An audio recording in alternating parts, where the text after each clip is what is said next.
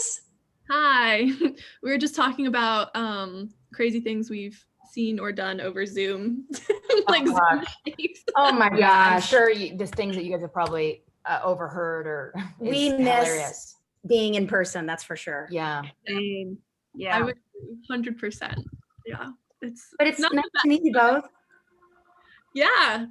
I guess we can just introduce ourselves. Yeah. Yeah. Hi. I'm Madeline. Hi. I'm a sophomore at Cornell and on the marketing team for WVBR. And I've been doing this since last semester, I think. Cool. And I love this whole process. I love meeting artists and listening to all different kinds of music from it and hearing what you all have to say. And yeah, I'm excited to be here today and see you. We just listened to we just watched your music video and we really loved it earlier this Thank you. Thanks, really hon. an honor today. Thank you. That's me. Yeah, so I'm Jackie. I'm also a member of VBR. I'm the assistant general manager of the station. And yeah, I worked up with Madeline on writing a review for your last video you guys just released. It was awesome. I really loved it. I shared it with all my friends. I was like, guys, you have to listen to them. And they were like the Aly and AJ you grew up with. I was like, yeah, just listen to it. And they're like, and I got comments back. They're like, this is so fresh. It's so good. Oh, thanks. That's great. That means a lot. Yeah, I loved it. I love a lot of the music you guys have been putting out. It's really good. But yeah, I'm also a junior here at Cornell. So yeah, I'm really excited to see you guys today and just get to chat with you. Thanks. Same with us. Yeah, we we're happy we to never be went here. to college, so we'll live vicariously. Yeah, we Great. always live vicariously through college radio interviews. Yeah. The way to go. Yeah. Honestly, probably it might even be better. Better this way. I think it is. Yeah, definitely miss being in person for sure. Yeah. Yeah, we miss it too. Yeah, it is The weird. Zoom thing gets old. Like me disappearing because of a print I'm wearing. I'm like, gosh, damn it, this wouldn't happen in real life. Yeah, exactly. Unless I had magical powers. Just wear a green shirt next time, Yeah, you're Maybe right. is that the trick? Because of green screen? Yes. Yeah. That Very makes interesting. sense. Yeah, just a floating head. Yeah, I keep hearing heavy prints are Not great. Yeah. See, look, I'm not disappearing because No. I'm just in solid color. It's Yeah. perfect. Wow. Okay. Awesome. All right. So we should just get ready. Wardrobe issues. The way to go. I put on my fuzziest sweater because we've got 2 feet of snow where I'm at right now. So Oh yeah, it's Whoa. so much. Yeah, for sure. It's really cold. I mean, I haven't been outside in a couple of days, but Dang. Yeah, we're living it up in California and it's perfect weather. oh yeah, I know. It's There you well, let's see how many degrees it is right now. 70 something, I'm willing to bet. Yeah. Probably. Oh, you know what? 64. Interesting. It's 64. It's on the chillier side. Chillier for side Los for us. Angeles, but it's sunny. It's really sunny. It's that not- helps. it's like a summer. I wish. Yeah, so we actually saw that you guys just finished, on your Twitter, we saw that you guys just finished shooting the album cover and you finished sequencing all the songs. So I just wanted to congratulate you guys on that. It's really Thanks. awesome. You guys are acting for a cool album. It was super stressful to do. Well, it's just nerve-wracking because you're like, oh my gosh, this is exactly how people are going to listen start to finish unless Yeah. they shuffle. And you don't want to mess up at the end, when you Yeah. come this far. The order is so important and it's kind of one of the last things you do. And we finally got to a point where we were like, all right, no more procrastinating on this. Let's just dive in. Because it's one of those things that it is intimidating because you have to really try quite a few different avenues before you figure out what feels right. And we were like, all right, let's just treat it like an A side and a B side. And what would we want to fit together? And we did it. We were able to sequence the whole record. So it feels good that that's another thing checked off the box. We love checking off lists. A lot of accomplishing and checking things off. Oh, that's great. So I guess over the past now almost year, we've kind of been going through the pandemic together. And so what's been tough, have you guys seen it as an opportunity for you to make new art, or you just really go gung-ho on writing this album that you guys have been working on? Yeah, I think the hardest part of it has been that, the film industry has really shuttered. It's come back in the last couple months. That was kind of the strangest thing to get used to, the fact that AJ, was now no longer, working on her TV show, and it got canceled largely due to COVID. I think that those things though also open up the doors for us to make a full record and really focus our time on it.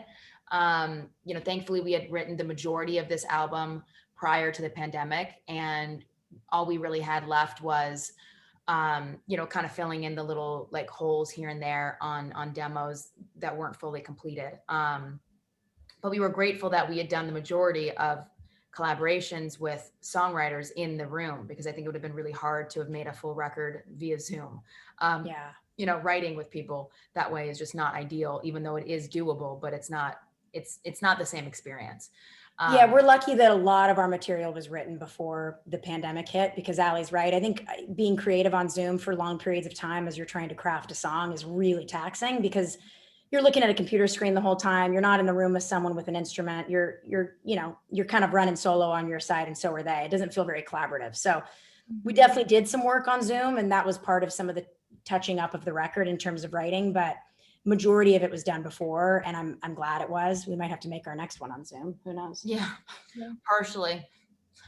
Is it like the magic of being in the room with someone and just like you're in that space and they're in that space, and it's just that process that I mean, it's kind of the same thing I would imagine as like going on a date. Like, yes, you could technically do a Zoom date, but it's not the same as like a physical date in a room, where you're having dinner together or whatever. So yes, we were able to write one song on the album that was fully written from the ground up via Zoom, which was kind of a miracle, and it came together quite quickly. And I think it's because of couple things. One, it was with a collaborator that we felt, very comfortable with. It was someone that we had toured with.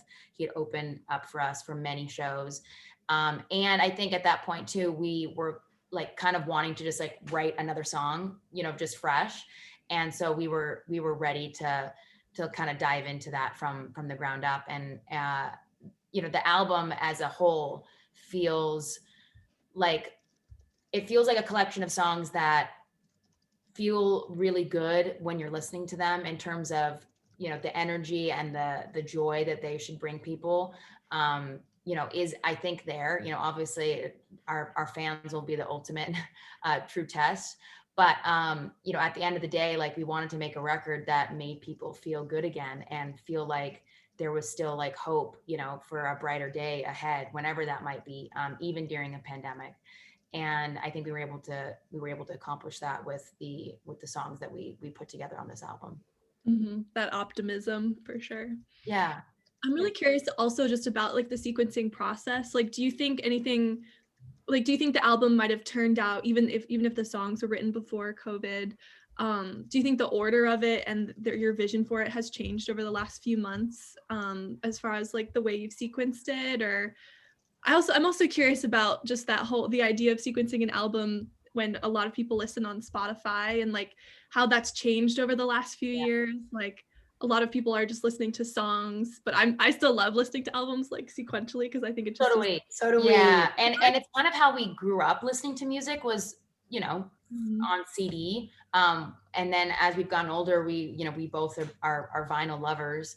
And we have our own collections, and I'm always listening to the vinyl, just A side, B side. And so I think for us to put as much attention on the sequencing was really important for us, because yes, you're right. Like with streaming, people aren't necessarily listening to music in that way anymore. It's more like on playlists, and it's maybe one song here, one song there. But I do think that albums are like movies, and it would be really odd to see one scene in a movie that is completely out of context from the rest of the film. And so we wanted to really take our time with figuring out, the perfect order for these songs, and that it feels like you're going on a journey. And the front song that opens up the album and our kind of bookend to it are especially important, because it's you're kind of your first chapter and your last chapter. And that's kind of how we started sequencing, is we said, okay, let's really confirm a beginning and an end, and then fill in the middle. That helped, at least. And it helps. And you do have to treat it like A side, B side, like what truly fits together as an A side family and what fits together as a B side family. And we have a couple of songs that lend themselves to being a little more pop, and you have to be very careful where you place those because most of the record feels more alternative. So you want to be really cognizant about, how you place music, and that you don't have too many slower songs back to back with then your hyped songs more back to back on the front end. You want to be really, cognizant of that. And I think we did a really good job the other night. I feel really good about it. Yeah, the intention there. It seems like you guys are being really deliberate about the choices you're making. Yeah, very much you. so. Yeah, we've tried to be more intentional about all of our choices than we've ever been before.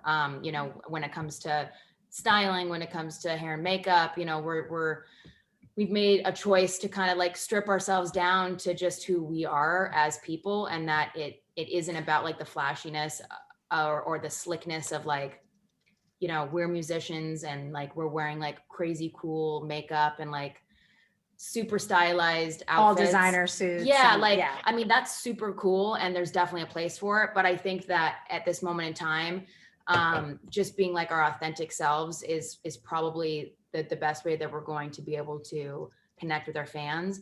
And I think that the moment that we're in also, it just makes sense to say, look, let's be sustainable. Like, let's buy vintage outfits. Let's wear the same thing 2-3 times. Who cares?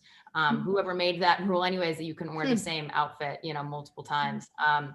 And so, yeah, even with, the imagery, we've decided to shoot all of these music videos, all of our photos on film, as we've been doing over the last few years. That was definitely a joint decision on our part.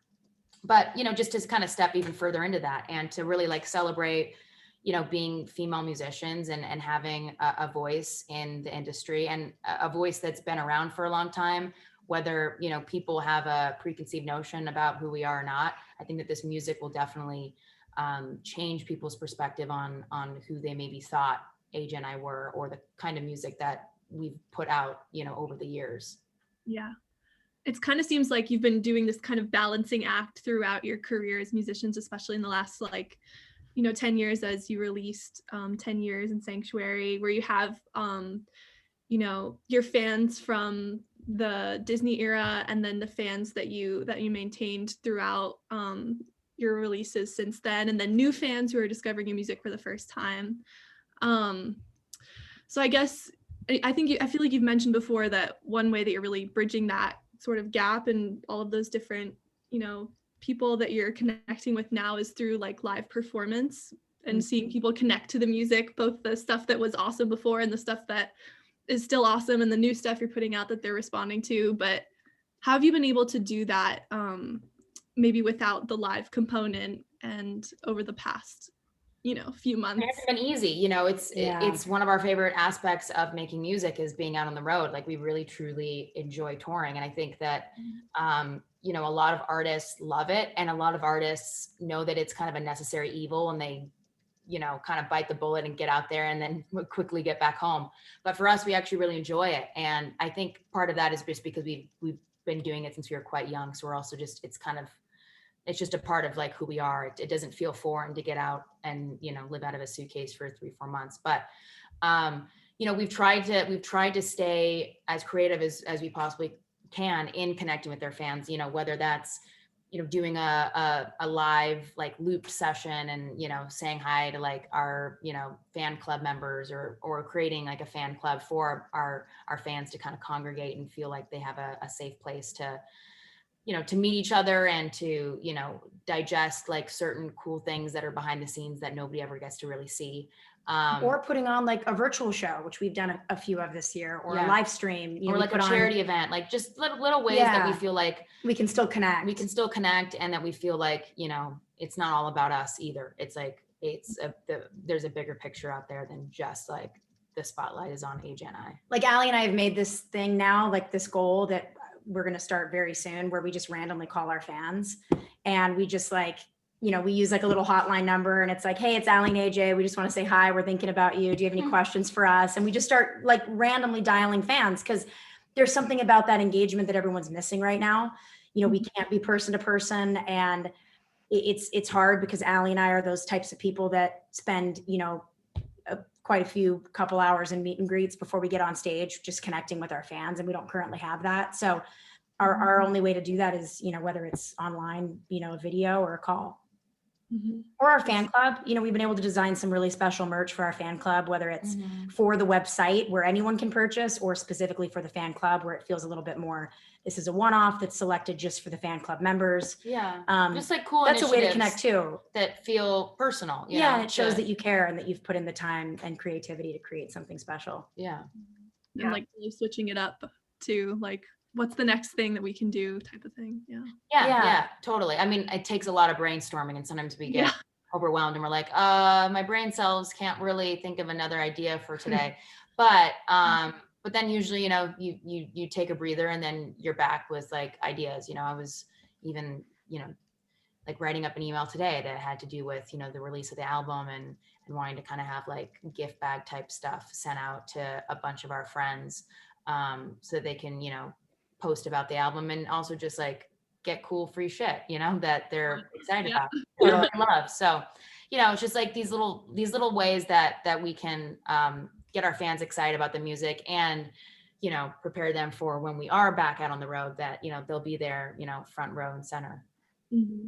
Yeah. Do you guys feel like there's I mean, there's obviously a difference, you know, between performing like a show that's live and performing a show virtually, you know, like obviously you're missing like the energy. Now there's people just in general, when you're in the same room as them, they carry that energy, right? Like just, it's not very collaborative, like you said, in the songwriting process. And I mean, even just being over Zoom is not the same, you know, because people have like, I guess like a vibe. But how do you guys, I guess, try to like emote the same energy and like feelings like through, I guess, like a Zoom or like a virtual performance that you guys, you know, like would typically have on a live stage?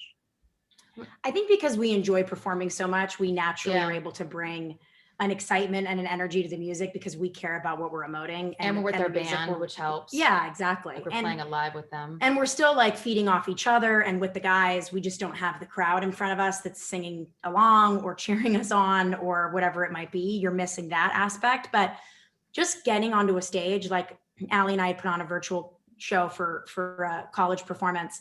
And we ended up playing, you know, an empty venue.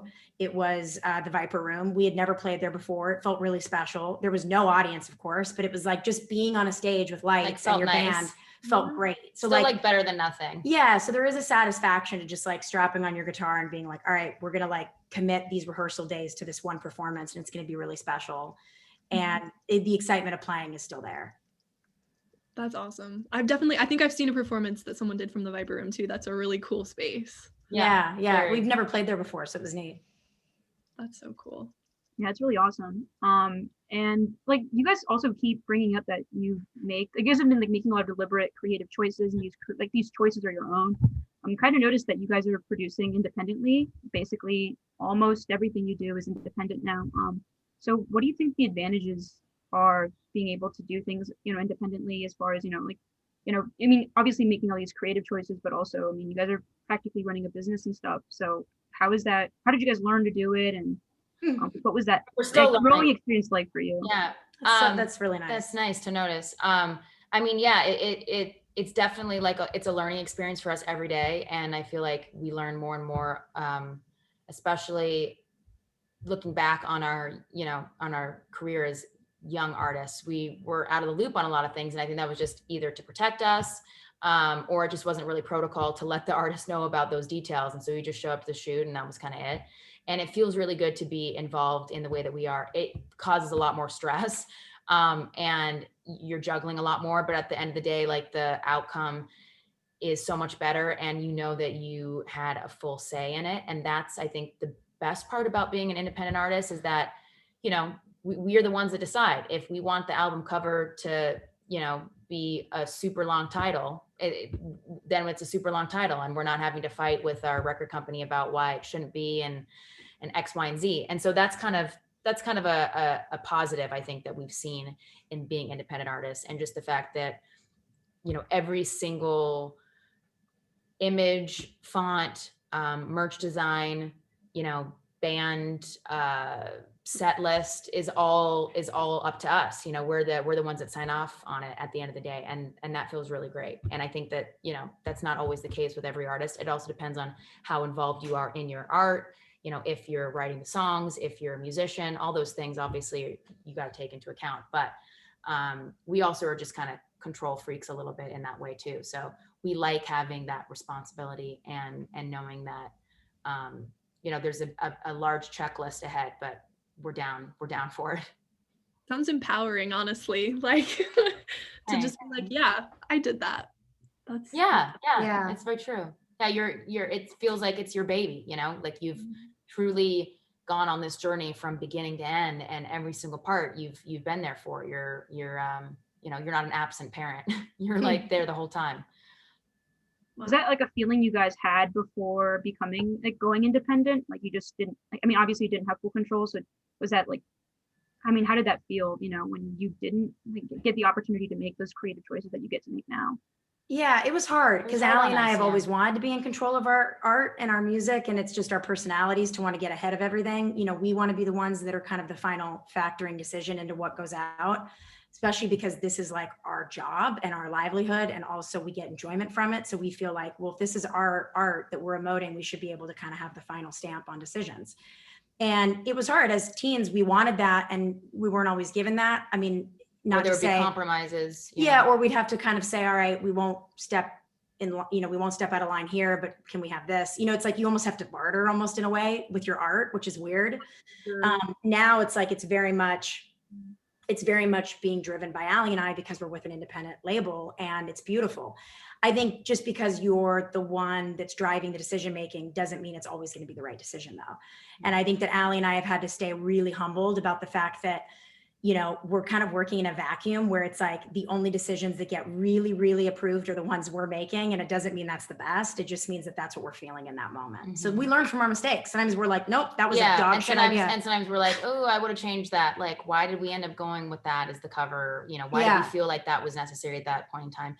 And it's okay. Like, you've got to kind of, as an artist, you have to look back on your past art and just, you know, acknowledge it and say, you know, I'm going to learn from this. Yeah. And then sometimes you kill it and you're like, I'm so glad that I went with my gut. I was totally right. And like, this is why I'm the artist, and this is why I'm the one that's putting out the music. Right. And the good thing is, like, as much as decisions are being kind of, you know, spearheaded by Aly and I, we have a very small army around us, like a team that is really powerful between like PR and our manager and even the independent artist label and our creative director. You know, we have people that are helping guide those decisions too. So yeah, it is a collective loose space on our own. Yeah, exactly. Wild and free. Yeah. We have some wrangling, which is good. The support just seems like the most important part. And you know, I honestly kind of feel like that's just like part of, this is like the artistic version of just like loving past versions of yourself, you know, and realizing like, okay, that was the decision, but like, yeah. Okay, that was a haircut that maybe now I wouldn't do, but like whatevs, you know. And we feel that way. Everyone feels that way about their past. Yeah, you know, especially when you're young and you're, you know, making a decision that, you know, can flip flop every other day. So you have to kind of be like gentle with yourself. And I think we only learned that probably in like our mid-20s, where we started just kind of embrace, you know, ourselves and the past music that we made, whether people, you know, had a preconceived notion about it or not. We just had to say, yeah, like we made that music. And at that point in time, we were proud about it and we were excited to play it. And, you know, now maybe would I do things different? Sure. But like, we'd all do things different, you know, if we look back on our younger 15, 16-year-old self. So it's a lot about just being patient, you know, with yourself too. Yeah. Well, your like music has, as you guys probably know, that it's like really becoming, I guess, more popular with the younger portion of Gen Z. Like Madeline and I were like the cuspers, you know, between millennials and Gen Z. So like we grew up like watching you on like Disney Channel and like listening to your music, but like now like people who, I mean, it's me personally, like my brother's age, like and like below, you know, like they were like babies, you know, Right. And so like what has it been like to resonate with you know, like a new and younger audience? You know, do you guys ever expect for older music to resonate the same way? It's cool. I mean, it's very cool. It's really cool. Some people are hearing, you know, like the re-recorded version of Potential Breakup Song for the first time and thinking it's a new track, you know, and not knowing that it was put out 13 years ago.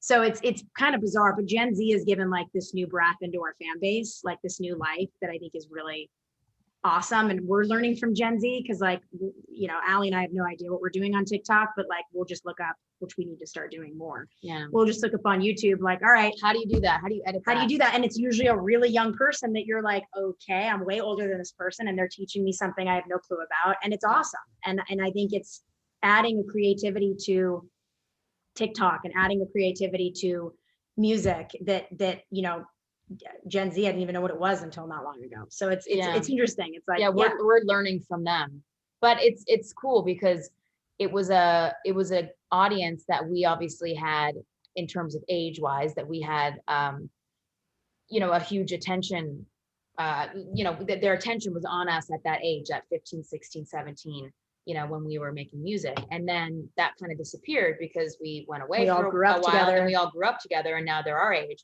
So it's like tapping into that age now is really interesting, and is, you know, teaching us a lot about, you know, how to communicate with our fans and how to, I don't know, just how to be artists in the 21st century. It's wild. Wow.